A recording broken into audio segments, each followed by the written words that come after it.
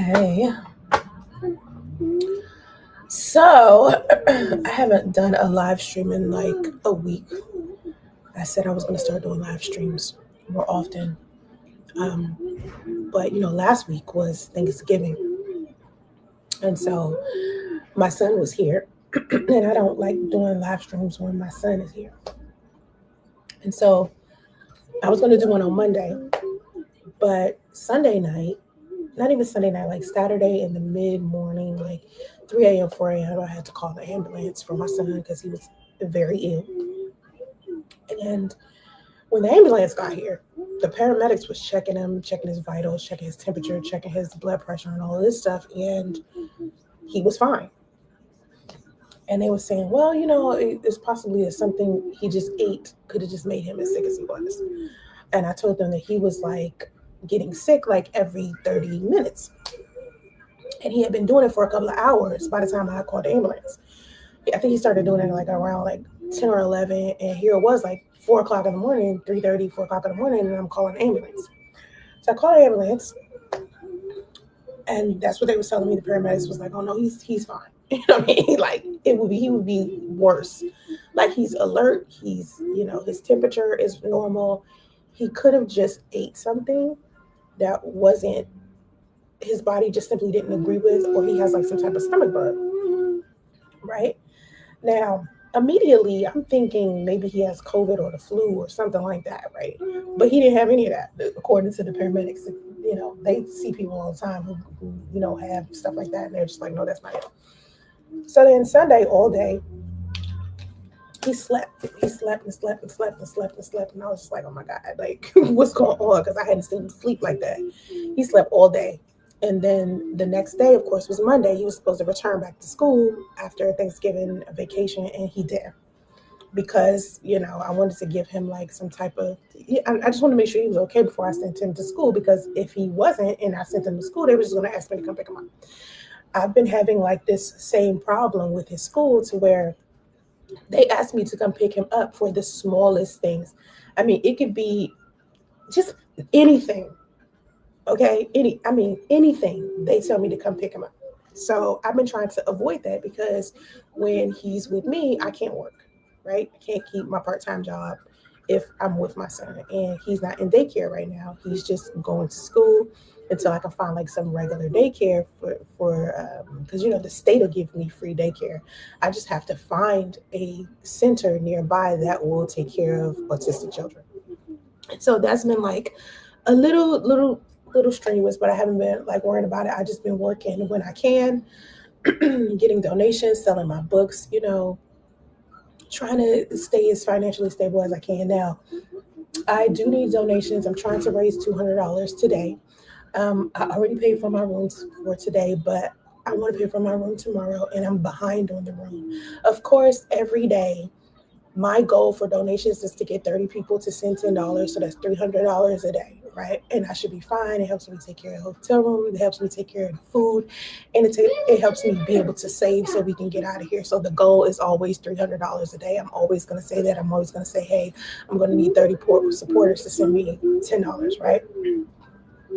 And people who support me genuinely just do. I don't have to like coerce anyone to send me $10. I mean, most people got $10. You know what I mean? Like, I'm probably the only person that don't got $10 right now. Like, let me stop. It just feels like I'm the only person who doesn't have $10. But I know, everybody's like going through their own thing, and it's the holidays and stuff like that. And the holidays have been like kind of difficult for me. I don't really do well with holidays. So anyway, my son stayed home from school yesterday. Monday, right? So then Tuesday, I sent him to school, and he ain't been to school 30 minutes. I'm getting a call from the school like, oh, your son got off the bus. He said he had a headache. We took his temperature. His temperature is 102. Now, when they call me and they tell me my son's temperature is over 100, I always call bullshit on them. Because in the past, there has been like this interesting pattern to where I'll come pick my son up. He'll quote unquote have a 100, uh, 100 temperature, and he'll be completely fine. Like, I'll bring him home. I'm thinking he's sick. He running out around all over the place, responding, playing with his toys, just being his normal, regular, healthy self, right? And this has been a common thing with his school. So when they said this to me yesterday, immediately they already knew I was going to be like pissed because last time they did it, I crashed out. Last time I was like, okay, now I'm sick of this because every time I have to come pick him up, it becomes a logistics issue and a transportation issue, and I'm dealing with so many things and juggling so many things by myself.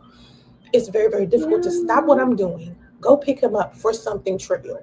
Okay, like don't call me for something trivial that has to do with my son. Please don't. If like he's in school, handle it. You know what I mean? Like you're not supposed to be calling me unless it's some type of emergency. And calling me and telling me my son's temperature is 100 when it isn't is not an emergency, right? So this is what I do when they usually call me. I come pick him up, and then when he gets back with me, I check his temperature. Now, I want people to also keep in mind that he is autistic. Okay, my son is neurodivergent, so when he gets overwhelmed, his temperature could get high. You know what I mean? But it isn't because he's sick. Most autistic children, when they get a little bit overwhelmed, their temperature just skyrockets for whatever reason. And sometimes, and I think this is just with any person, like stress will spike your body. Anybody's, you get, if you're autistic, you get like sensory overload, noise, transitions, crowds, all of that stuff can make you feel some type of way. And my son easily regresses. He hadn't been to school in a week, so he probably just need a readjustment phase. So he probably got overwhelmed the second he got to school, and everybody's running around because he hadn't been around kids. In like a week, he hadn't even been. So his system was probably overheating, kind of like a laptop would if it got too many tabs open. And so, anyway, oftentimes if he's like stressed or active or crying, of course his temperature will raise higher. And so anyway, in this particular county, they have like this rule to where if children are over 100, you gotta come pick them up, and they can't come back to school for 24 hours because they're scared of quote unquote germs or COVID or whatever, right? Now, that's why it's making me mad because I have to come pick him up from school that day, and then I can't bring him back to school the next day. So that means 2 days. All right. Like that day I come to pick him up, and then that next day. So that means it's taking me away from work. And anybody who knows what work is, okay, you got a job, right? Call out too much, you have a problem. So keep this in mind. Already at work all Thanksgiving week because he had been with me. Monday, all into work because my son's sick. I gotta stay home. Tuesday, I'm on my way to work. They call me, tell me to come pick him up. I gotta call off work. Then they tell me I can't let him come in. I mean, he can't go to school the next day, which is today. So I gotta call into work. Guess what? Now I ain't got no job. So I'm like, okay. And I told them before, like, and I said this before on a live stream before, how in the world am I going to be able to keep a traditional job as a mother who has an autistic child when the school calls and tells me to come pick him up all the time, whether it has something to do with his temperature or he's sick or he had a meltdown or something happened in his pants, like, you know what I mean? Like he had like a potty issue or something like it's always something that will cause them to call me. It's not like a regular kid. Like if you have a regular kid who isn't neurodivergent, right? The school might call you maybe, I don't know, twice the whole school year for you to come and pick them up, right? Because you got a regular smuggler kid. My son, since the day he started school in August. It is December. He has missed school at least 20 times already. I have been asked to pick him I've been asked to pick him up from school at least 12 times by now. And it's just like, you guys, like, like, cut this out. And so yesterday I really was getting on their case about it because I'm like, listen, I'm in a transitional period where I'm like improving my life, right? Everybody's seeing me improve and do better and all this stuff, right? I'm shooting, I'm modeling again. I'm not even really modeling. I'm just taking a lot of lifestyle photos and stuff like that again. I'm moving around. I'm living my life, right? I'm doing better. And it's still setbacks even when you improve to another level, right? And I get that's how life is. That's how it goes. But when I don't have the people around me to understand exactly the situation to where they can make things a little bit flexible for me, I start to get a little frustrated. And I'm talking about people like the people at my son's school or the people that I'm that are just in my immediate circle. I don't mean people who are like on the internet, because y'all are like separate. And I think a lot of times people from social media or from the internet who know portions of my life, they think they know all of it. Like I'll get on social media and I'll tell a story, and they'll think that story that I told them makes them part of my life. Okay. And they start building like this relationship with me that's not real. Okay. And unfortunately for I guess for that person, they don't get to, I don't know, have say in my life the way that they think that they can.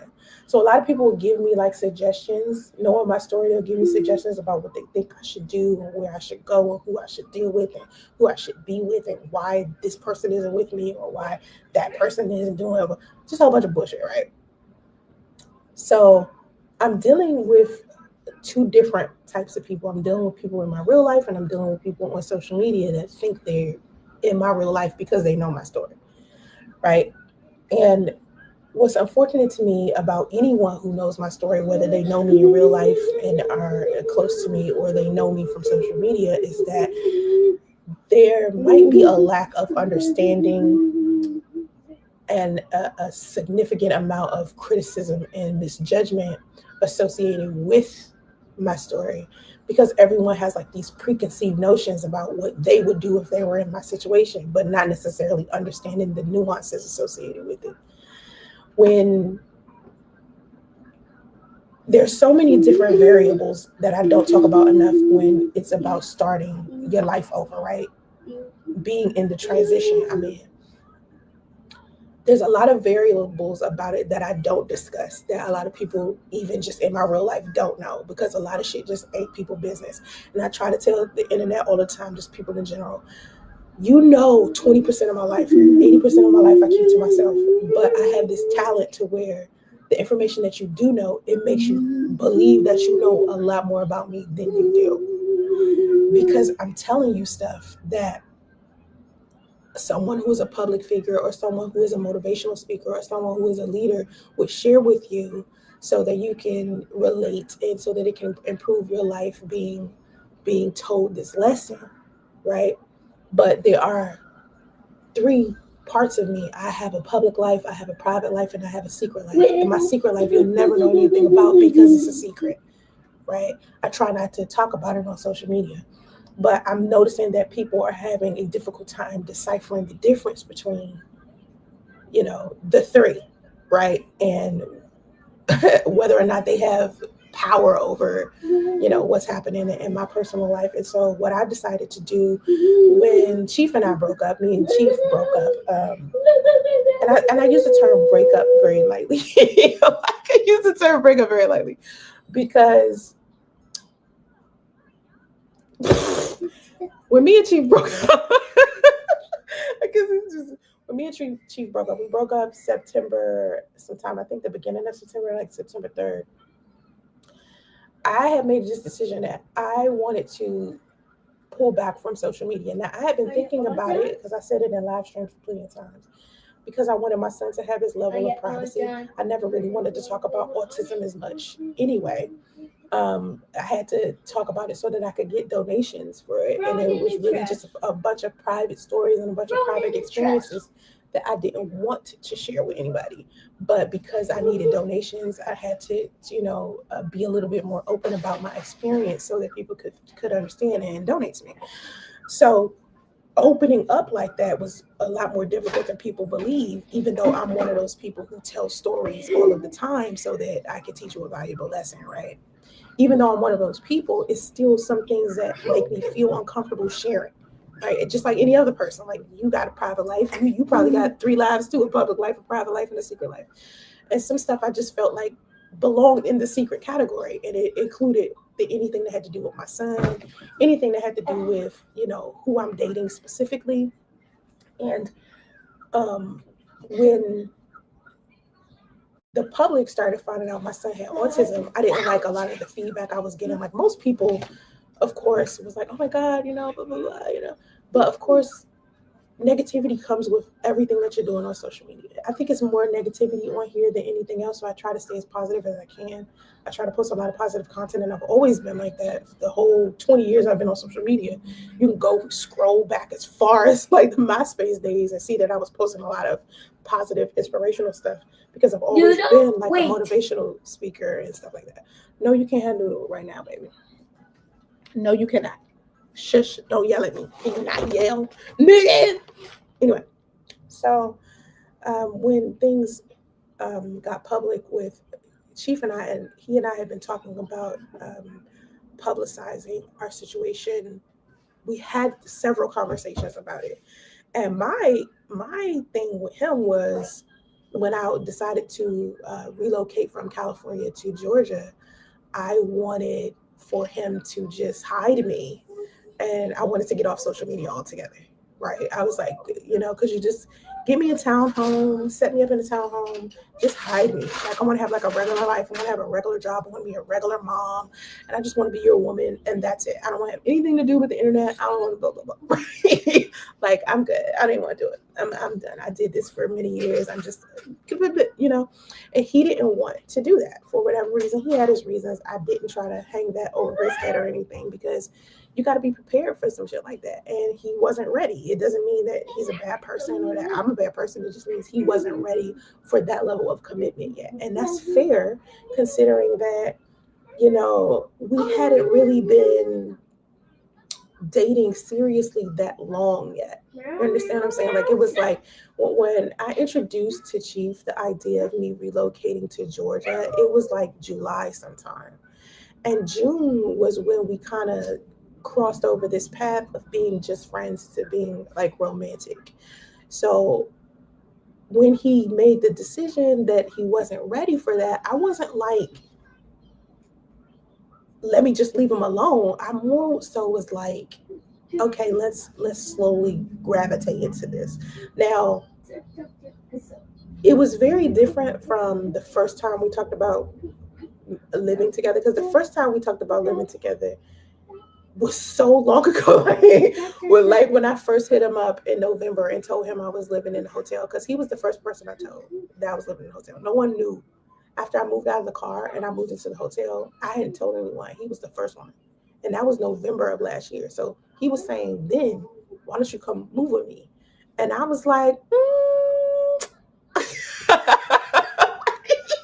like we can't just jump from being just friends, spending years apart, and then me just hopping into your house and now we live together and we're together. And that's too much.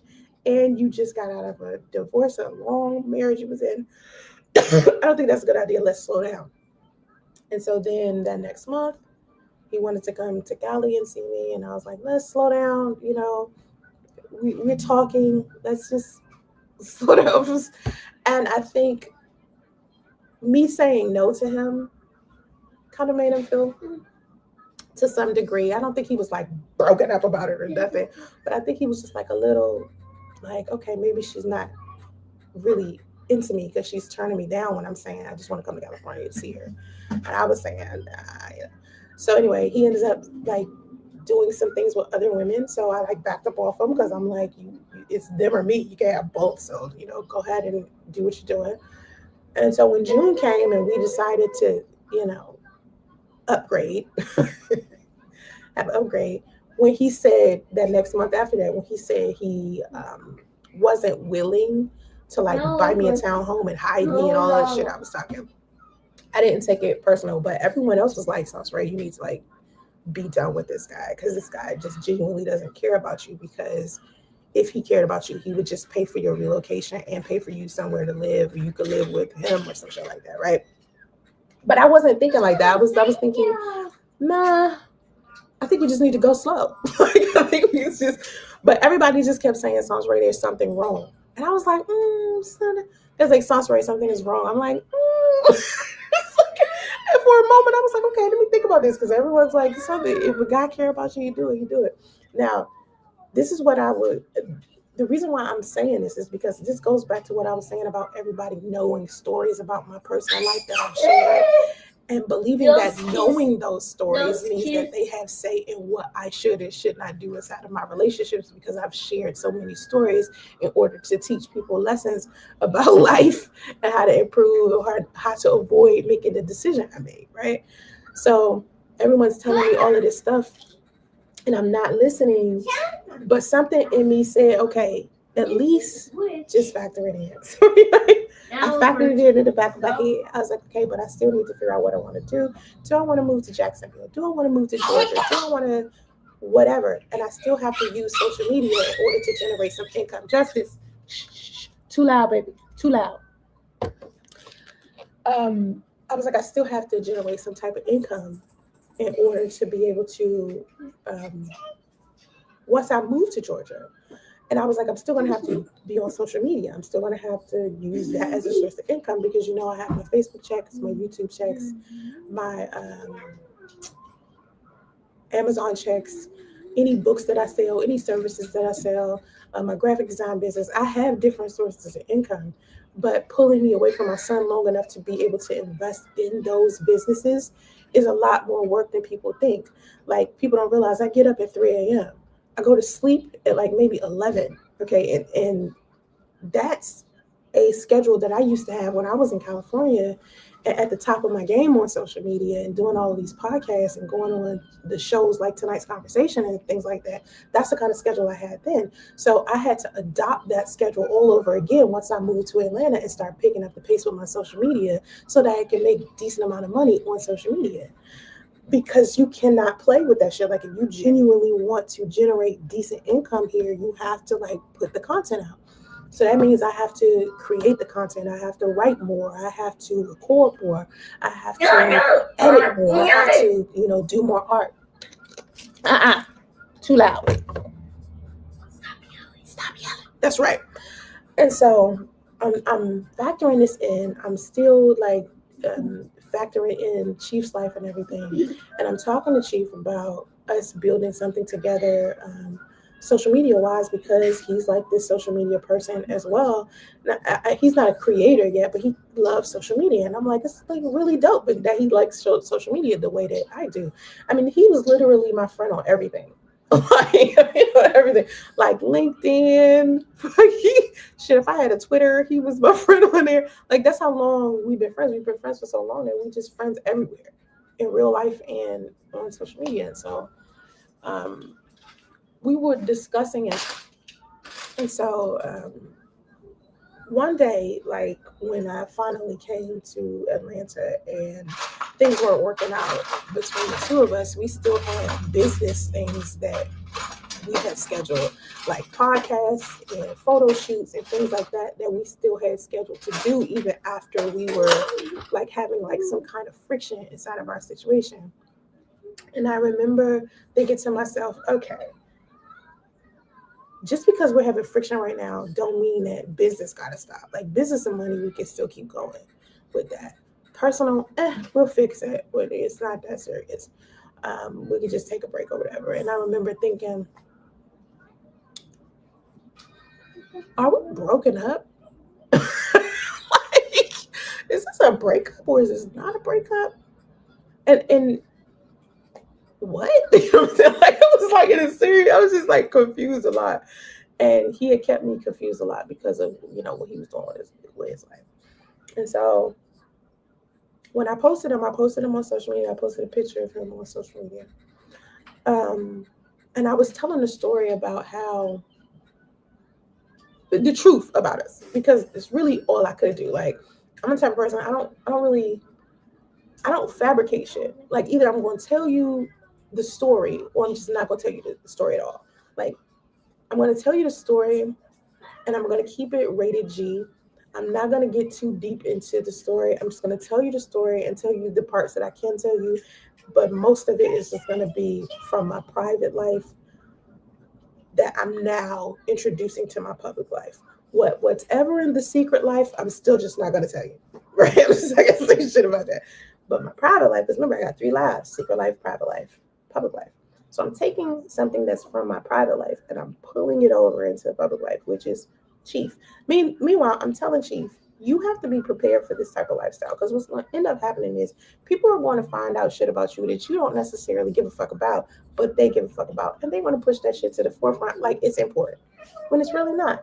So you got to be authentic as a social media personality because when you get to a certain level of success, people start prying into your personal life and your business and they're posting that shit. And if you got things in your life that are sensitive to you that you really don't want people to know about, you're going to have to find a way to respond to someone finding that shit out. And I felt like Chief did not have the proper skill set to be able to deal with being a public figure, right? So I kept telling him, I don't think you're ready for something like this. I think you need more time. I think you need like more training and more skill, especially when it comes to like public speaking, number one. And number two, doing something about your motherfucking ego. Because if you want everybody to like you and shit, you're never going to be successful on social media. Because those of us who have a level of success on social media, get from over here. Put your clothes on. You know I don't like when you come over here with no clothes on. Put your clothes on. Put some pants. You come over here, you gotta put some pants on. Okay, then stay naked over there. Don't come over here naked, cause they can see you. It's people looking at me, boo. That's why you gotta put your pants on. You gonna put your pants on? Okay, then stay over there. So anyway, Calvin, if you're not interested in what I have to say, you can go. You know, no one's holding you hostage, baby. So anyway, it's easy to have a job and ask for $10 every day. Like that's what I do. That means I don't have a well-paying job. Um, I'm not sitting in the house all day. That's not what I do. I don't sit in the house all day. Okay, so all right, so back to after I had to block those ignorant people. I had to block 3 ignorant people right now. When you come into my chat, right, and I try to explain this to people. When you come into my chat, come here with an open mind, not ignorance, and find something positive to put into my chat. You put something negative there, I'm just gonna immediately like block you because I don't resonate with a lot of negative shit because my frequency is a lot higher. So a lot of that shit is so beneath me that you sound like an idiot. You know what I'm saying? Like if you're gonna talk to me like I don't know, say something that I could work with in the chat, and then me and you can have a conversation. But the ignorant shit, I'm just gonna block it immediately because it's not worth me lowering, uh, basically hopping off my throne to come interact with some bullshit. It's just not worth it. And so anyway, um,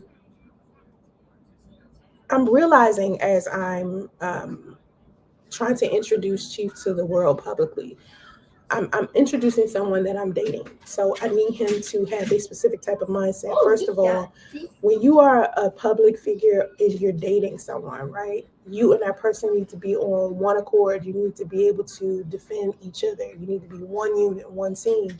And for some reason, I kept feeling like if he was ever put in a position where he would have to fight for us, he would fight for himself. Because to me, it was like a level of selfishness there. And so anyway, as I ended up posting them on Facebook, and I started to see a lot of negativity being shown to me about him, like rumors and stuff like that, people saying negative things or whatever. For me, instantly, I wasn't like, and this is probably because I've been in the person that everybody made rumors up about. I was like, I'm not going to listen to this bullshit offhand. I need to talk to him about it, and I want to hear what he has to say because I want to handle this like an adult would handle the shit. You know what I mean? I want to hear what he has to say. And as I'm listening to him give me the reasons why some of these rumors are surfacing and these allegations and shit, I'm thinking to myself, how can I protect my reputation and his reputation at the same time? Now that these rumors are publicly circulating. So what do I do to fix it? This is when I start realizing I really do not like the part of being a public figure where other people, you kind of belong to the world now. Your private life is kind of gone. Okay, I didn't say secret life. Secret life, y'all still don't know nothing about. Your private life is gone. That little middle life, to where it's like, I don't want anybody to know anything about it. It doesn't mean it's a secret. It doesn't mean that I'm trying to hide it. It just means some of the shit I just don't want people to know about. You know what I'm saying? Like, it's not even a, you know what I mean? Because it ain't their fucking business, right? And I'm realizing, like, there's such a thin line between public life, secret life, and private life. What do I want to do from this point on? I was like, okay, me and Chief hit this rough patch where we're like, fuck it, we don't want to deal with each other at all, right? Because I'm mad about what I heard. He mad about what he heard, which is interesting because any rumor that he had heard about me, I had already told him he was gonna hear. He already knew beforehand. I wrote it out for him. I was like, this, they gonna tell you this, they gonna do this, they gonna say that, they gonna do it. I already knew them. So I'm telling him the rumors and everything. And they ended up telling him, the very shit I was telling him they were going to tell. And he's still not dealing with it. Okay. And I'm not dealing with what I heard. Okay. So we're both not handling it right. But I'm like, from this point on, what do I want to do? What do I want to be? How do I want to act on social media? What do I truly want to do with this shit? And this is when I really started feeling like, it's not that I want to quit. It's more of, this needs to be a refinement stage, right? And I was like, commentary was like easy for me to sit down and talk about relationships and give advice and shit like that. I did that shit with my eyes closed, but it wasn't feeding me. Because anyone who's been watching me for a long time, metaphysics and spirituality and quantum physics and all of those things was what I genuinely wanted to do. Anyone who's known me for a long time knows I'm into software engineering and I love graphic design and UI, UX design and all these things, but I never pulled it over into social media. Like, I love creating apps, I love AI, I love art, I love painting, all of these things that genuinely was my passion, I wasn't doing on social media, right? I love talking about relationships, of course. I love love, I love relationships, I love giving people advice, I love positivity and all of that stuff. But it was like, where's my passion at truly? So I was like, all right, this is what I'm gonna do. I'm gonna pull back talking about my personal life and relationships and all of that stuff because it wasn't really feeding me anyway. I was outgrowing it, right? And my spirit told me to stop responding to the world and start inventing my own world, like creating my own world on the internet, because I hadn't done it.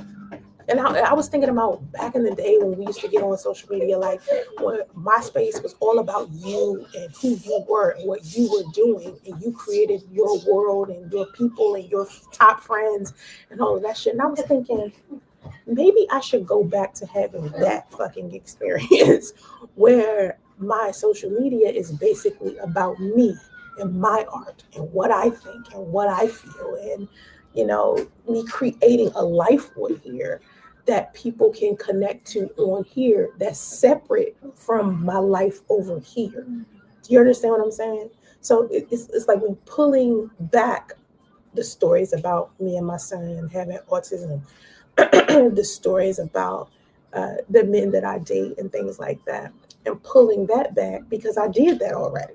And I taught those lessons already, and I'm growing into something else.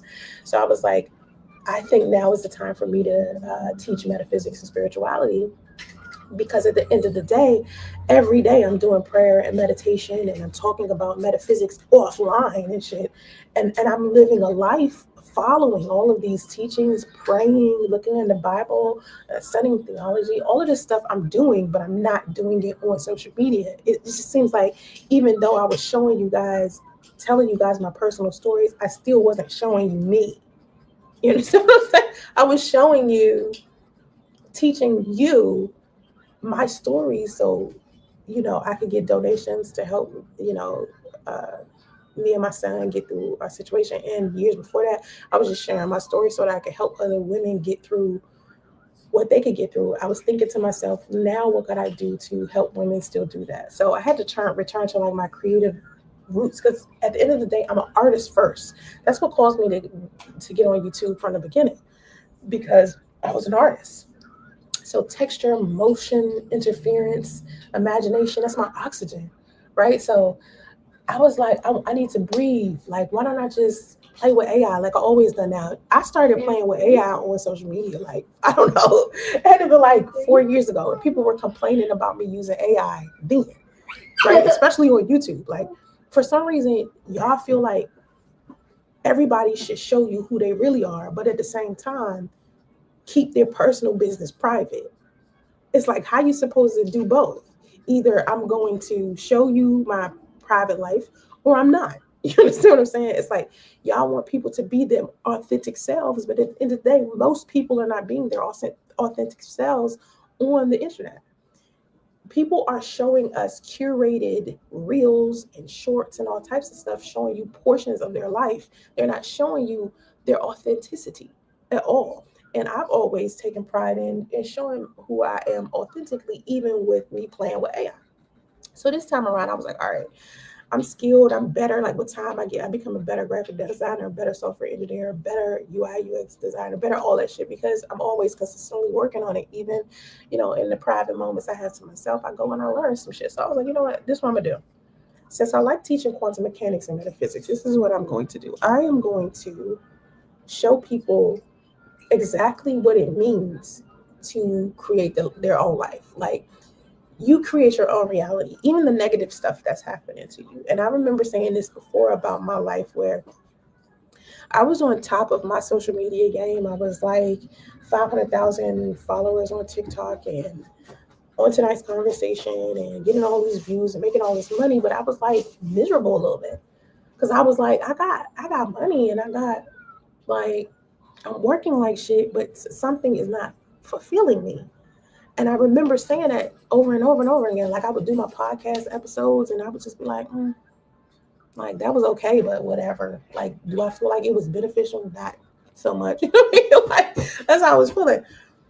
And I knew I had control over everything. And I kept saying to God, I kept saying to the universe, like, I want my life to be different. And I remember how my studio looked. Like, you couldn't see my studio. You saw me in the microphone, right? Me sitting in my chair, my books behind me. If you watch my podcast, you know what I'm talking about. I'm sitting here and I'm doing my podcast, but in front of me, right, is the camera. But on the walls, I'm seeing the life I truly want. So on my walls, I would print out pictures of outfits that I wanted to wear, of places I wanted to travel to, cars I wanted to buy, houses I wanted to live in.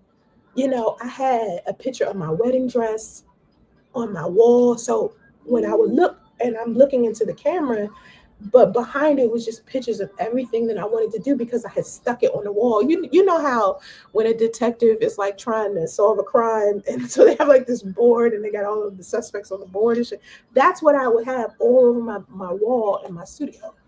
All of the walls, not just one wall. All the walls were covered with the type of life I wanted, and even older pictures of stuff that I used to do. And so when I decided now, like, and I think I started this like a month ago, I was like, this is what I'm going to do. I'm going to teach people that you can create your own reality, right? The reality that I want to live, I know what I want to live. Why am I not there yet? And I had to really think about this. Like, I was like, why did I go from being financially stable, extremely successful, but being miserable while I'm doing it? What beliefs did I have in my mind that made my life be like that? And I know that I want to go back to, financial stability and all of those things. But this time around, what is it that I truly want that I wasn't getting before? And what can I do about it? Like, what kind of mindset do I need to have? What kind of beliefs? Because my belief system is what's keeping me from doing it. My belief system is what had me living in my car for a year, because I couldn't imagine myself the way I used to imagine myself. Because before, it was like I had this thought process in my mind about who I was, right? And nobody could tell me otherwise. Like I knew I was that bitch. You know what I'm saying? I knew, like I knew I was a queen. I knew I was going to be financially stable. I was a good businesswoman. I knew I was going to be a millionaire. I knew what kind of car I wanted to drive, where I wanted to live, where I wanted to go. I just knew. And then when we ended up living in a car, and I took the focus off of what I genuinely wanted to do and started focusing more on what my daughter wanted to do, this is when I began to lose myself, because I was no longer thinking about me. I was thinking about my daughter and what she wanted. So we started doing everything that she wanted to do. And slowly my life started like falling apart because I was no longer focused. I was no longer working on my businesses, my boutique. I shut my boutique down. I stopped writing books. I stopped being creative. I stopped doing all of the things that, create success. I wasn't doing it anymore. So I was like, last month, when I was thinking about how I ended up moving in the car and how me and my son ended up in the hotel and how things ended up the way that they did, I was like, what kind of mindset did I have? I had this mindset that it was always going to be something. Like it was always going to be something that would pull me back into living how I'm living. And I never used to think that. I used to always think that no matter what situation I was in, I was always going to be able to get out of it. I used to always think that I had an endless supply of money. That was my thought process. So with me thinking that, the universe would just give it to me. So I will always just have it. And the only time I stopped having it is when I stopped focusing on myself and stopped thinking it. This wasn't the first time that I stopped thinking like that. When I say that we ended up in the car, and the reason why we ended up in the car is because I was thinking that way. I thought this way when I was with my son's father. When I first started dating him, right? I had this mindset that I was always going to have money. Like I was like, I'm working, whatever I want to get, whatever I want to get. Because it was true. Like I could manifest I'm a great manifester. I can manifest any physical thing, anything I want, I get. Anything, right? But that's the quantum physics part of me. Like if I say to the universe today, listen, this is a $300 day. I'm going to get $300. I'm going to get $300. I always do. But what ends up happening is some belief or something will come into my mind and tell me I can't do it. And I won't get it if I'm worried about not getting it. And so sometimes, like when I'm doing a live stream and I go into the chat and I see negativity, and this is why I got to stop paying attention to the chat so much, because people come into the chat and say negative things, and it'll throw me off, and I'm allowing it. That's why I was like, I'm making it too easy for my belief system to be shifted to where I can't produce the type of life that I want. So with my son's father, I start shifting my mindset, and I ended up living in a hotel, pregnant, and he abandoned me there. Then I ended up moving to California and then living a life that I wanted to live, because in my mind, you couldn't convince me that I wasn't going to be who I wanted to be. It's nothing no one could tell me, right? And then when things was happening with my daughter, and my daughter wanted to get into managing something, and I didn't want her to do it because I felt like we needed to be a little bit more financially stable before we focused on what she wanted to do, and she didn't want to do that, and we're going back and forth. And instead of me being like, no, this is what I want, this is what it is, I said this is how it goes, I backed up and was like, okay, let her have her way, right? And I stopped focusing on myself once again. And that's how I ended up living in the car. So this time around, I said to myself, like a month ago, I was like,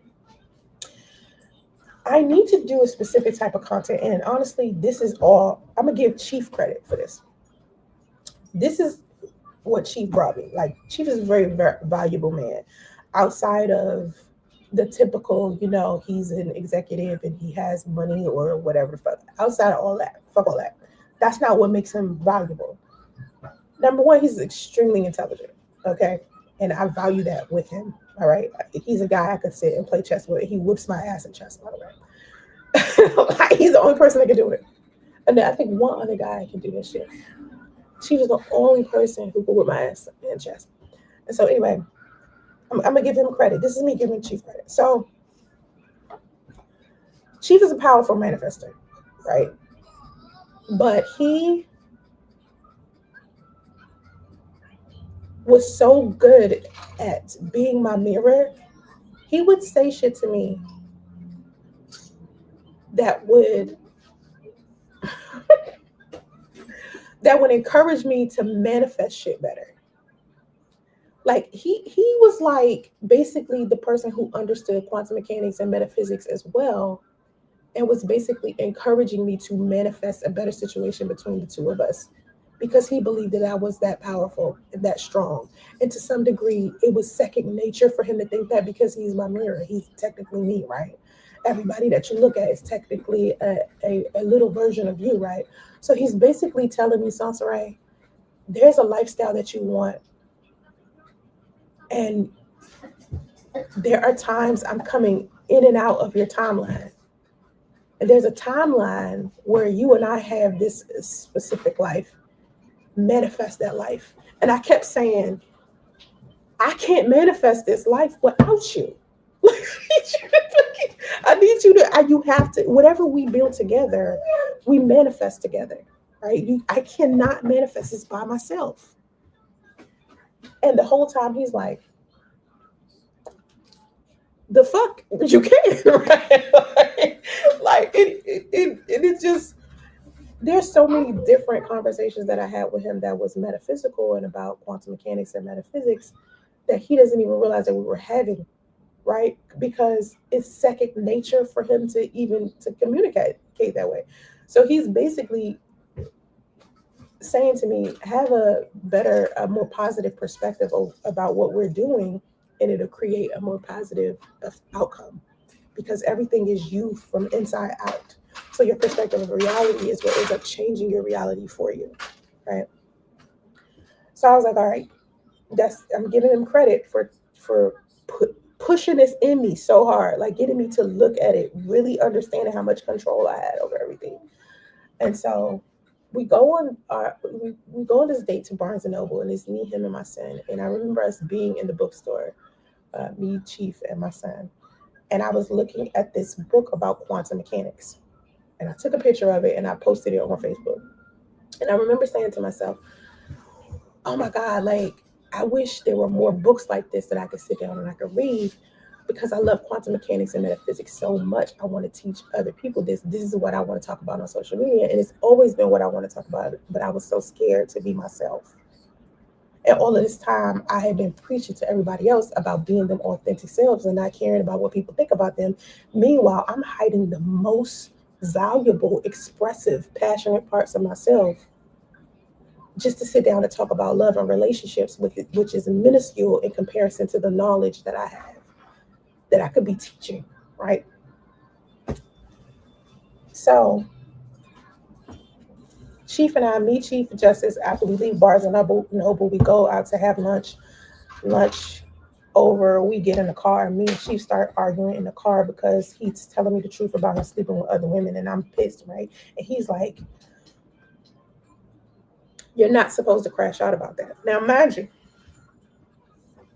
of course I'm supposed to crash out about that. Of course I'm supposed to crash out about some shit. I'm finding out the dude I'm dating is sleeping with other women, and they're lying to me about it. So of course I'm being pissed, right? But what he said to me on a quantum level makes more sense, because when you are viewing something, like, you are an observer of your life, and when you see something that you don't like, you're experiencing something that you don't like, it's a projection. So all you got to do really is to be like, no, that's not how this is about to go. And switch the whole shit. So when he said to me, you're not supposed to get that man, I wasn't, on the quantum physical level, okay? Because when you observe your reality, how you respond to it produces more events like it. So if you respond positively to something that you are experiencing, you get more positive events. If you respond negatively to what you are observing, you get more negative events. So he's basically telling me some quantum shit I know, but he feels like I shouldn't crash out for whatever his fucking reasons are. But in the if you think about it from a metaphysical level, he was right, right? So I'm pissed. Me and him not fucking with each other anymore. And then a month ago, I was like, fuck this. Fuck this. I don't even think it was a month ago. I think it was 2 months ago. I was like, fuck this shit. I don't want to talk about my life anymore, and I haven't wanted to talk about it. So I'm going to switch into talking about the shit I want to talk about. And you know what I want to talk about? Quantum mechanics and metaphysics. So I'm going to talk about that shit, and I don't give a fuck who get mad. I'm going to talk about God more. I'm going to talk about all the things, talk about theology, all the stuff I enjoy, because all this time, that's all I ever wanted to talk about, and I never did it. So I didn't come to social media to gossip about my life. You know, I came here to help people, right? I came to teach metaphysics of life, quantum mechanics, metaphysics, identity, timelines, laws of energy, the architecture of outcomes. That's my assignment. And I always knew it was my assignment. I always knew that I was supposed to talk about God's energy. Always knew this what I was supposed to talk about. But I was talking about everything else but that. But that. Because I didn't think, I wasn't brave enough to lead like that at first. And I remember when I would sit down and I would talk about how amazing Chief was and how he would be an amazing thought leader, and how I wanted to help him become this using all of the connections I had and all of the ideas and all of the vision that I had to help build this brand of him becoming like this thought leader. I remember thinking to myself, why do I see so much in him? You know, and this goes back to the thing about him being my mirror. The reason why I saw so much good in him and seeing him as a thought leader and seeing all of his intelligence and seeing all his talents and shit is because I have all of that shit in here. So I was basically projecting everything the talent that I have and everything that makes me amazing onto him. So I was seeing him through that lens of like excellence and success and wealth and things like that, because technically that's who I am every day. But I was having a hard time visualizing it again, because remember, what you believe, your beliefs ain't nothing but a habitual thought that you've been practicing over and over and over and over and over and over. So I had these negative thoughts over and over and over from living in the car, from living in the hotel, and I couldn't see myself the way that I used to see myself. So I was like thinking about how AI helped me lose weight, because I was 220 pounds. And I was like, AI brought me down to 175 just by showing me another version of me thinner. So I kept seeing myself thinner while I was creating all of these AI photos. When I started doing it like years ago, I was seeing pictures of myself thinner, because during that time, AI would just slap your face on somebody else's body. Right? So it was slapping my face on everybody else's body, and I just kept seeing like hundreds of pictures of myself slimmer. That's how I ended up losing weight. So I was like, okay, this is what I'm going to do. I'm going to first do my professional photo shoots, because I was a model. I shot professionally for many, many years. For like 7 years, I was a professional model. So professional photography is one of my passions as well, that I wasn't like indulging in anymore. And so I set up this photo shoot with me and Chief. Me and Chief was supposed to shoot together. And he was supposed to shoot by his business shots by himself, and I was supposed to shoot business shots by myself. So he had business shots by himself, I had business shots by myself, and we were supposed to shoot together. And I knew that the photo shoot was coming up that next week, right? And so I think it was September. I think it was like September 3rd or 4th, some shit like that. I don't know. One of those, September 7th or September 15th. It was September 15th. September 14th. No, 12th. September 12th, I think. Some shit. I don't know why I'm trying to remember this date. Anyway, September we were supposed to have the photo shoot together. And the week before that was the day I posted him on my Facebook page to basically just introduce him to women. The reason why I wanted to introduce him to women is because instead of branding him as like this thought leader who was like husband material, who I was about to like build my life with and things like that, I didn't feel like he was prepared for. And he wasn't necessarily producing the behaviors of a man who could rise to that level yet. So I was like, all right, I'm just going to put him out there as like this successful bachelor. And me knowing what I know about branding and PR and shit like that, women love to see a man who's attached to a woman to some degree, because what women like is to compete with other women. Forget him. They didn't even think about him.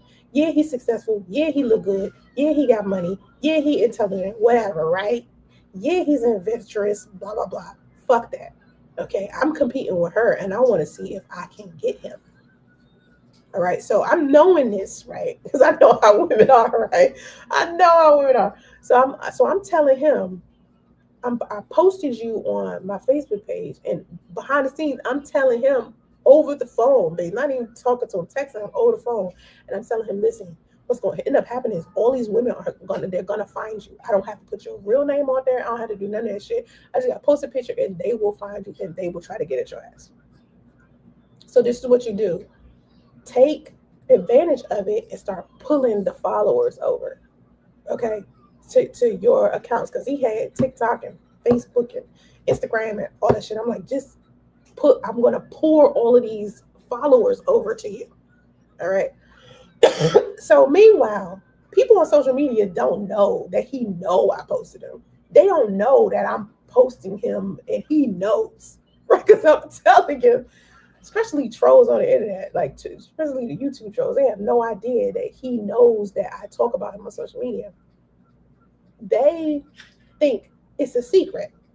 They don't even know I got like this diabolical plan. It ain't diabolical, but I had this plan to like help us generate more income and get more business and shit like that. So I'm like telling him just to start making videos, the kind of videos that he want. Now, we were supposed to do content together in June and we didn't do it. We were supposed to start doing that shit in June when we did it. But we were supposed to, I wasn't focused on us building content together. I was more focused on um, creating better content for him and creating better content for myself, right? And then we could work on content together once his platforms were built high enough to match mine. That was the plan in my head. And that's what basically the plan I was telling, we talked about it. And so once things ended between us, right, and I started thinking about who I wanted to be and who I used to be, I was like, how am I going to start visualizing myself again as this powerful woman who is married to the love of her life, who is building this amazing business, who is doing all of this public speaking, all these wonderful things that I want to do, travel, and just all the things I want to do as long as the shit. How can I can't imagine myself like that, because every time I think about myself, I think about this woman that's in a hotel, this autism, this neurodivergent mom who just found out she has autism because her son has autism, and had we not tried to figure out where he got it from, we wouldn't have figured out that she was the one that gave it to him, right? So I'm just like processing that, and I'm processing the things that happened with my daughter, and I'm processing living in the car, and all this shit is just projecting out into the world, right? And it's all I'm seeing. All I'm seeing when I look in the mirror is this woman who lives in a car, this woman who's an autistic mom, this woman who lives in a hotel, and that's all my mind kept projecting over and over and over again. So I was like, okay, AI, help me lose weight, because I was seeing myself thinner, right? So how do I want to see myself now? Why don't I use AI to create memories of, the things that I used to do and the things that I want to do, so I can see it? Because maybe if I see it from out here, it could produce like a circle, and I could just keep projecting it once I see it in here, right? Because that's what basically I did when I lost weight. I was seeing myself from out here. I was seeing who I wanted to be from out here. I had to create it. out here first. Like, you know how somebody would do a vision board? They put, and that's basically what I had done with all of the pictures that I was seeing on my podcast when I would do the podcast. And what y'all couldn't see was the camera in front of me, and then behind the camera was the walls, and all over the walls was the life I wanted to live, the houses, the cars, the places I wanted to visit, Paris, Dubai, just different things that I wanted to do, different cars, and the bins that I wanted, all of these things that I wanted was right there. So I was like, okay, if I used AI to lose weight, I'm going to use like AI to reproduce the memories of me when I was financially stable and to create new memories of myself. So that's what I started doing. And I started posting it. Like, I would see it. I was like, if I keep seeing it on my Facebook, it'll just be a circle. So it'd be like, it's coming out of my mind onto AI, and AI is producing it back to me. So it just keep being a circle back. And that repetition will help me create the life that I want. So I stopped entertaining the timeline of seeing myself as stuck in a hotel with no money. And the only way to get out of it is the repetition, is the persistence. And when you hear me say something along the lines of persistence, I'm just saying persistent in the reality that I want to live, and stop looking at my circumstances and letting the circumstances control where I think I can move into, because the circumstances are just a playback of some previous thoughts. Remember, I just said it's a circle, right? I'm viewing it. I'm putting it out first, projecting it out first, putting it in another form, crystallizing it in some type of way, viewing it again, and observing it and having a response to it. And once I have that response, if it's a positive response, yes, this is what I want to see. Yes, I want to continue to see this. It'll just keep playing it back over and over and over again. That's why everything that has to do with our lives, everything that we do, whether it's changing bad habits, food habits, physical health, if you want to lose weight, if you want to become a millionaire, whatever it is that you want to do, whatever goal you have in life, you have to practice makes perfect. The repetition, that's how you create life. That's how you create the life you want. Persistence, even when you don't see the results at first, because you notice you might be going to the gym every day. You go to the gym every day, 3 weeks, you might not even see your weight falling off you yet. But by the time that third month comes of you persisting in that, you'll see the difference in your body. It's the same thing when you're trying to become financially stable, or you're trying to manifest love or a relationship, a healthy relationship. When you are observing something, and maybe your playback, your life, what you're seeing may not be showing you the version of your life that you want to see. So you're immediately thinking, oh, I can't live that life because my circumstances are X, Y, and Z, because I'm seeing something I don't like. Don't accept that. Don't accept that that's what life is. Say what life that you want to have, and keep repeating it regardless to you not seeing results initially, because practice makes perfect. You understand what I'm saying? Resonance is what brings it to you, that repetition. Why do you think they keep showing you the same fucking commercial over and over and over and over and over and over and over and over when you watching some shit? If you got a TikTok, you ever open TikTok, and every time you open TikTok, they show you that same commercial. And you be like, I don't see this shit. Like, one time they kept showing me um, this commercial of Sierra doing a Starbucks commercial. And I was like, I do not want to see this. I don't care about this. I seen a lot of Meta glasses commercials. I will always see it when I open TikTok. And until you say to TikTok's algorithm, or any app's algorithm, that you don't want to see it anymore, you're going to keep seeing it. Put it like this: if you saw a video where somebody was dancing and you liked it, right? That's you persisting. You're saying, "Boop, I liked it." You hit the heart button. Boop. It's going to show you another video of someone else dancing, and then another video of someone else dancing. And you like that video. Boop. It's going to show you another video of that person, or another person dancing, because you like dance videos. But if you don't like dance videos, you don't comment on it, you don't like it, you keep scrolling. You keep scrolling persistently until you never see those dance videos again. The next thing you know, the dance videos ain't in your algorithm no more. That's how your real life is. That's how I was able to create the good life that I had previously, because I spent a lot of years successful as hell. But when I start observing things that I don't like and commenting on it in the comment section, arguing with somebody, my life was like, okay, you must want more of this shit. Put this shit in your algorithm. That's how I ended up living in my car for a year, because I would see myself in the car, and instead of saying, I don't like this shit, scroll, let me keep it, I don't want to see that shit. I don't want to see that shit.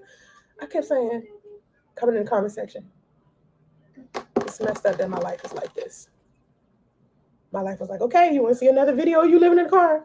And I see that video and I comment, damn, when am I going to be able to get out of this goddamn car? My life is like, okay, you must see another car video. You know what I'm saying? That's how life works. That's how quantum mechanics and metaphysics works. And that's what made me start posting the content that you see me posting now, where it's like you're seeing me like kind of living luxury. It's not even me living luxury. It's how I view myself. You're seeing me through my eyes, because regardless to my circumstances or my living situation, somewhere in me sees that. That's how I was able to create it. I like the way that I see myself. I don't know how you see yourself when you look in the mirror, right?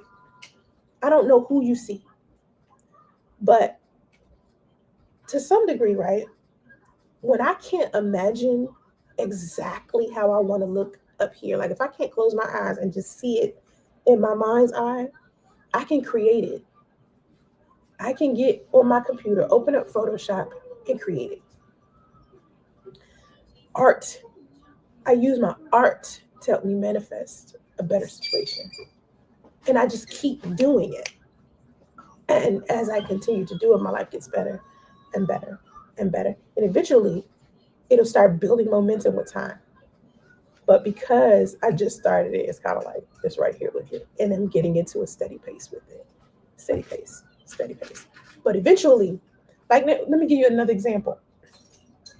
There would be times where I'd be on social media, right? And I'd be asking for donations. Okay?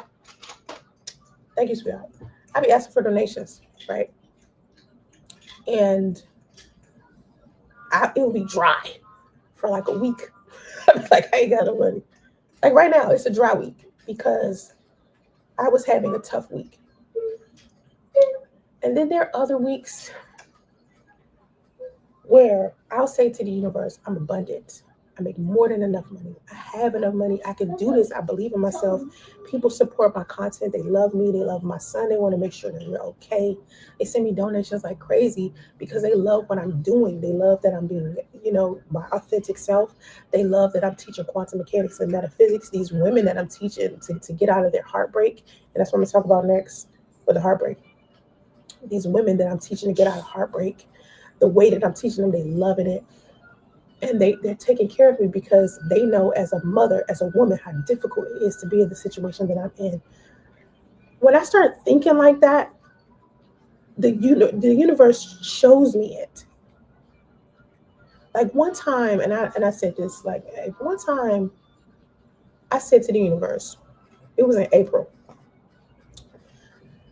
I said, my mother needs $600 for like a procedure and some medicine. She needs $600. All I got is $600. I need more money. Could you just send me more money? Like, just send me more money. Just send me more money. I'm abundant. I know I can have it. I know her God love me. I know the universe love me. Everything's always working out for me. So I know all I got to do is ask. I laid down. I went to sleep for like 4 hours. I woke up. Somebody had cashed at me $1,000. The other day, right? I think like 2 weeks ago. 2 weeks ago, I was like, My room is paid for in full. Now, usually my affirmation is, I'm back at my $300 days. I'm back at my $300 days. I'm back at my $300 days. And I was back at my $300 days for like 2 weeks. And then something fucked up happened and knocked off everything. And that's me and my belief system. That's me and my nervous system, my subconscious. It seeing something that I didn't like and responding negatively to it. I try not to do that because when I do it, it knocks off everything. So anyway, last week, I was like, $300 days, $300. I'm like, my room is paid for. I'll be fine. $300 days, $300 days. I go to the front desk to pay for the room. I was like, listen, this is all I have. All I have is $30. Okay. I know that my room is $67, but right now all I got is $30. And she was like, okay, it's cool, you know, you can pay the rest tomorrow, you know. Right now, at this present time, I'm $70 behind. That's why I'm asking for $300, because I'm $70 behind on my room and we don't have no food, right? And instead of me speaking in detail about it, I've been trying to pull back from social media, right? And you notice I haven't been like really asking for donations in that type of way. Okay, I've been asking for them, but I've been kind of like asking the universe instead to just give it to me and encourage people to give to me because I'm a creator and they want to just donate to me, continuing to create content. And so last week I just was like, I closed my eyes and I was like, the room paid for, I'm fine. So I go pay $30 for the room. I come back into the room and I'm sitting there. I couldn't understand why Facebook hadn't paid me yet. So I was a little agitated about that because usually Facebook will pay people on the 21st. I'm sorry, I'm sick. On the 21st, and it was like the 23rd, and I was sitting here with like no money, and it was pissing me off. So I decided to stop getting mad. I was like, all right, fuck it, just let it go. I go pay for the room. I come back. I lay down for like 20 minutes. Somebody cash apps me $300. I was like, oh my God. Jesus. All your cookies. And it's always usually when I let shit go. When I just believe that it's going to happen, I'll be fine. It'll be okay. It's going to happen. It's all right. Like when I say to the universe, I need food. I have to wash my clothes. I need to pay for my room. I want to pay for my room a week in advance. I want, and I just say that's what I want. And I just let it go. I don't strain. I don't beg. None of that. I just, God, this is what I need. Can you please just give me whatever it is that I need without me having to like overwork myself, over try, be sitting here begging like crazy. And then I let it go. It happens every time. To some degree, I end up with like some type of something. You know what I mean? Like sometimes I end up with more than enough. Sometimes I end up with nothing. But it eventually comes later. Like it might come. Like for instance, I said I need $70 today. I'll end up with the money, but it'll come like tomorrow or some shit like that. It always comes up every time. God always send me. I always tell God to send me people I need. Send me someone to help me. Don't block off my abundance. And I remember in a live stream like a week ago, I was talking about how I had like this hang up about asking for donations. And so it was causing the universe to not give me abundance at all. Because when you ask for abundance from the universe, you got to be comfortable with it overflowing to you from many avenues, not just the avenue that you choose. Because when you say, I only want it through this particular avenue, you basically stopping your own blessing by saying, I only want it one way. I only want for money to come to me in this lane. But when you say to God or to the universe, give me abundance, I'm willing to experience it when whichever way possible. Sometimes God will be like, here's $1,000 in credit. You know what I'm saying? Or it'll be something like Cash App randomly. And then let me say something. Cash App would never give me an advance. Everybody was like, "Why don't you get a cashier thing? What? Why don't you ask for that?" They had never done that shit until one day. To the day, I just decided I wanted abundance, and it didn't matter what avenue. And this avenue opened up where Cash App was like, here's an advance for this, and this. And that's how my life works when I open up to it. And oftentimes, sometimes it can be difficult for me to open up to it because in my head, I'll have like these beliefs that I can't have it, or that's impossible, or someone told me I couldn't make it, or blah blah blah, and then I'll be thinking these negative thoughts, and it'll stop me from experiencing what I want to experience. Now, when I decided to pivot right into doing, being more creative, doing more AI content, focusing more on design and everything like that, um, the first wave of it was me posting about God first and God frequency first, and I lost a shit ton of followers talking about God, and everybody was like, forget them people. All of the God fearing people was like, forget those people, let the people go so you can bring in a new set of people. And I was like, okay. And then I was like, well, when I start posting AI, there's going to be people out there who's not going to like AI. So they're going to fall off. And that actually did happen, right? Which is interesting to me. It didn't happen. It's just I don't get as many likes and views when I'm not talking about my personal life. When I stop sharing my private portion of my life, because remember, I live three lives: a secret life, a private life, and a public life. And so when I'm sharing stories about Chief, or I'm sharing stories about Midnight Date, or I share stories about my son, and I'm taking my private life and putting it public, people love watching that shit. They eat that shit up. But as I'm sitting here and I'm being more positive and I'm posting my AI stuff, I'm pulling in a different set of people who not so low energy and stuck on that gossip and stuff. So anytime you pivot into another version of yourself, the money slow down initially, or things slow down initially.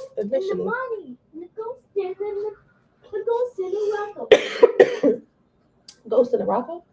That's because you put the cover on him? Rocco a ghost?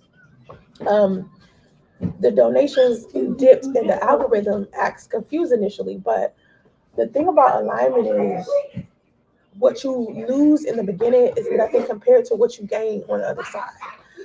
And this goes back to what I said about living in my car as well, because living in my car, I lost everything. I lost everything. But it's just like, if okay, if hold on, baby, now. If can you wait, please? Can you wait for a second? I'm almost done. Damn, I forgot what I was gonna say.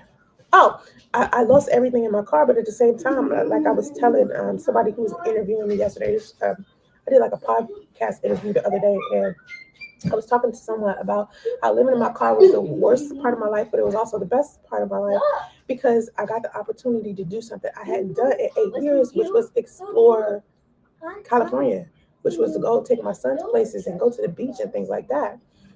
Because I had been working so much, I didn't have a lot of time to do those things. Like I could only go to the beach maybe once or twice a month. But when I stopped working, I had more time. So we was always going to the beach. We was always going to do. Can you wait, please? Go over there. Go over there. Go over there. You don't have on any clothes, remember? And so,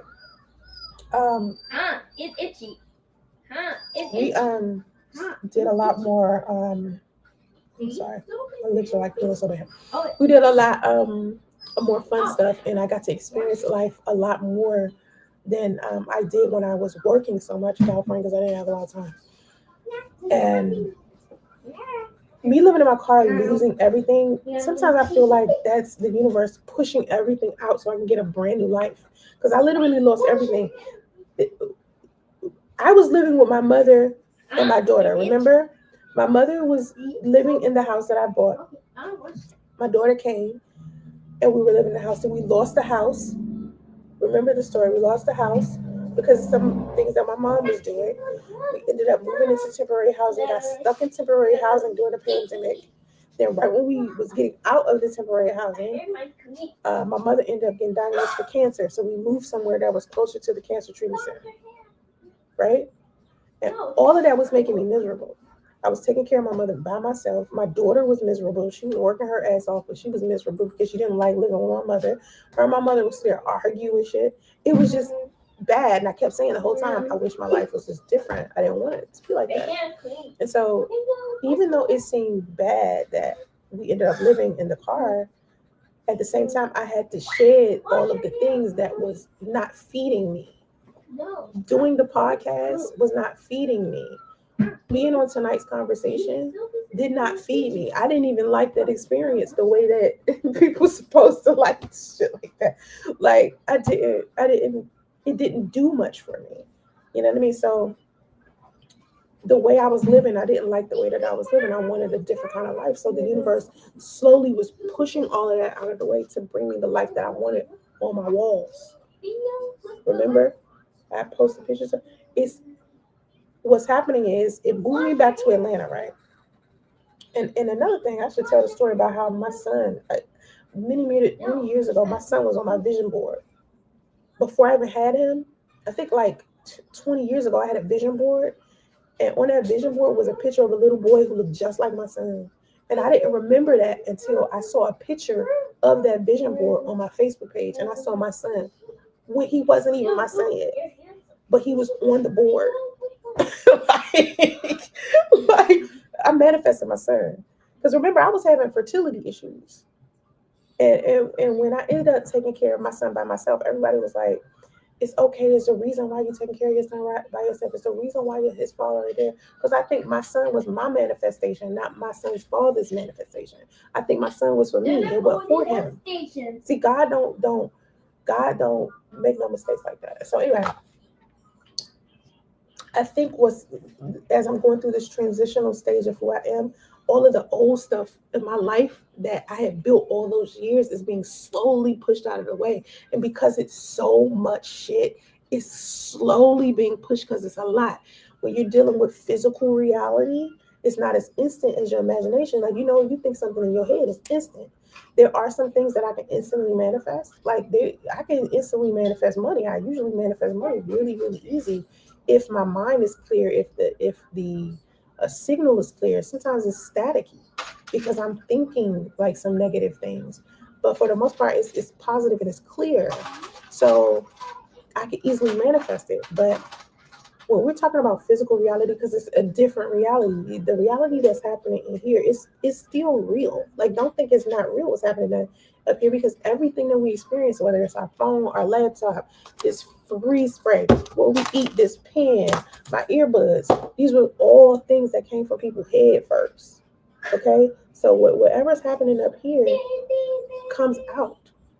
Whatever you think about habitually comes to fruition. It's crystallized. Whatever idea you got, whatever lifestyle that you want, whatever it is that you want, it comes from here first.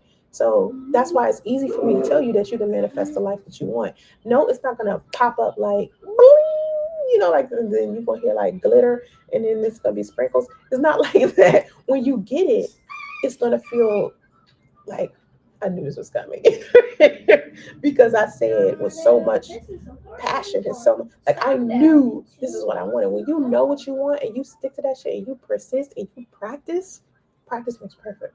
I'm telling you, anything that you want, but you gotta you don't see the results immediately, you gotta have patience and keep practicing and keep practicing because you practice here in your head first.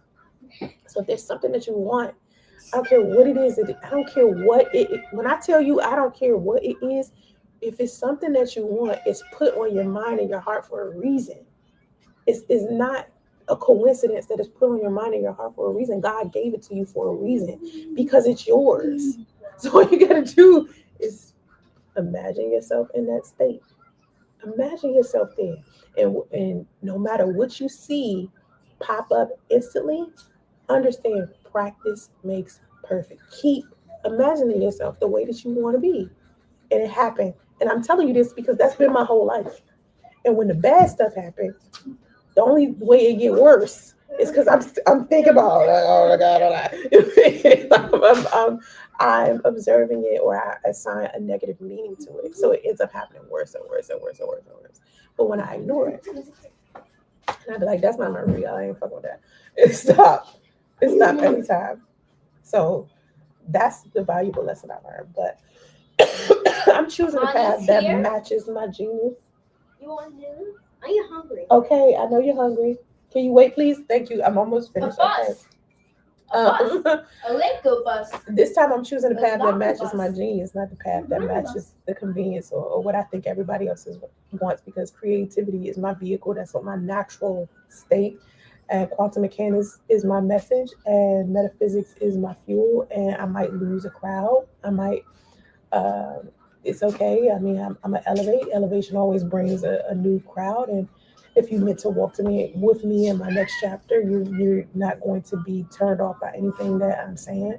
But I do want to address something right quick before I go, and it's about the internet. How y'all get triggered over AI all the time. And AI is just a tool. It's not the devil. It's not stealing your soul. It's not replacing your human creativity. It's extending it. So all of the if you look at the pictures of me in AI, it's me. It's me. It's some of that stuff is like stuff I already experienced. So you seeing, like, if you see a picture of me in a blue dress, I wore that blue dress before. Okay, so I'm just showing you a memory. You know what I mean? Some stuff, like some of the pictures I have, like there'll be a picture of me on the beach, right? Let's say I'm sitting in the sand and I'm taking a picture and I got a flower in my hair. I did that. So I created the picture because it's a memory I had. Then it's like other pictures I took I haven't done yet. Like there's this one picture of me sitting in the back seat of a car being driven somewhere, and I have on a fur and some leather gloves and a little Chanel bag, and I'm in Paris. And you can see like the Eiffel Tower next to me, and I'm driving past it. I didn't do that yet, but that's something that I've always wanted to do. That's why I created the AI photo. I love the ballet, right? I've been trying to do ballet like shoots for the longest time, and I could not find a decent photography studio. I mean, a ballet studio to do it out of, Yes, yes, the perfect shoes, yes, the perfect yes, outfit, yes, yes. the perfect anything. And if you know me well, you know that for the past 6 years, I've been working for a ballet company, and I do all of their graphic design and all of their web design and all of their social media content. It'd be me. So I've been looking at ballet and my whole life. I love ballet. I love the orchestra. I love symphonies. I love all that stuff. So I was like, I'm going to do a shoot like a ballerina. And then I'm going to take that shoot and do more AI photos. And so now it's like a shit ton of ballerina AI photos of me on my Instagram and on my Facebook because I love ballet. So I made a basically a whole bunch of pictures of me exercising, doing ballet. Because I really want to, but it's just like I haven't had the time. So I was like, since I haven't had the time, why don't I create it out here, like from my mind, project it out, so I can keep seeing it in the repetition. And the next thing you know, I'm gonna be in ballet class. So it's stuff like that. It's AI is not it's not stealing my soul from me. It's my human creativity, and it's extending me. It's not a fake version of me. It doesn't make me any less creative. It's not any less real. You understand what I'm saying? Like you look at it and you think, oh, this is a fake her. No, this is a variation of me. It's different timelines. It's different experiences that I had before or that I'm having in the future. So you're just seeing me do those things. I just recreated it. That's all. You're just seeing me in another timeline. And other people might not be able to grasp that, but what you do need to understand as someone who's using the internet yourself, the internet is like shifting into an era where humans who understand AI will create 10 times faster than people who don't, because it's not even really about replacing people, it's about expanding the range. And AI is going to be a part of every industry because it's already starting to do that. So design, medicine, film, music, education, business, all of the industries will eventually start using AI. And when I first started using YouTube back in 2008, people thought I was out of my mind. Okay, people was like, because only really white people was on YouTube during that time, and I would tell black people that I'm doing YouTube videos, and people would be like, "Gross! Like, why she like that's a white people shit?" You know what I mean? And people used to make fun of me like shit. The same way that they're doing with AI, the same thing that anything that I've done that has been kind of seems like it's ahead of its time, it's because I already picked up on the trend. AI is not just the future, it's happening in the present right now. You should take advantage of it instead of laughing at it or tormenting somebody or, stunning your own growth. So I think people are afraid of AI and they fear being exposed and they fear the fact that a machine can execute in seconds what they've been trying to process for years. But that's what actually evolution is. You have to be okay with that because the only thing that's consistent in life is change and improvement. Those are the two things that you will consistently see as you continue to live life and not going anywhere. Everything else might go somewhere, but those two things ain't going nowhere. Okay. But if you've been procrastinating for years, or you fear speed, or you fear evolution, you're gonna feel some type of way about seeing AI. And AI is not stealing art. AI is like a remix culture. It's like the way hip hop will sample, like, I don't know, a soul record or something, or a artist is the mind using the tool. It's not the tool itself. Like, you guys think AI is its own entity. It's not. You have to program it to do what you want it to do. So all of the pictures that you see, that's me creating some shit. That's not AI taking over for me. It's creating something that I wanted to create. And it's not cheating. I think people think it's cheating too. Like, only to people who thought creativity was a talent would contest to it instead of realizing that it's, put it like this: if you're not an artist yourself, you probably not even you gonna think AI is like some type of cheating thing, or you afraid somebody gonna get further ahead of you. If you're an artist and you look at AI like AI is a problem, you are in fact scared someone's going to be more successful than you, and you want to gatekeep. Put it like that. So creativity comes from your imagination, and AI is just the paintbrush of that imagination. Is basically what I'm trying to say. AI does not destroy your authenticity. Authenticity is your intention and your identity. It's a tool that can erase that. It can erase it like you never had it. It needs your creativity in order to create itself. And AI is not lazy at all. Like, people don't create hundreds of pieces. Lazy things don't create hundreds of pieces of content. AI is not lazy at all. It's creating hundreds of pieces of content. Lazy people complain about the people who do. Okay, not the people who are lazy. You understand? When people be like, AI gonna take everybody's job, AI will take the jobs of people who refuse to learn and improve. It will multiply the income of people who adapt to it.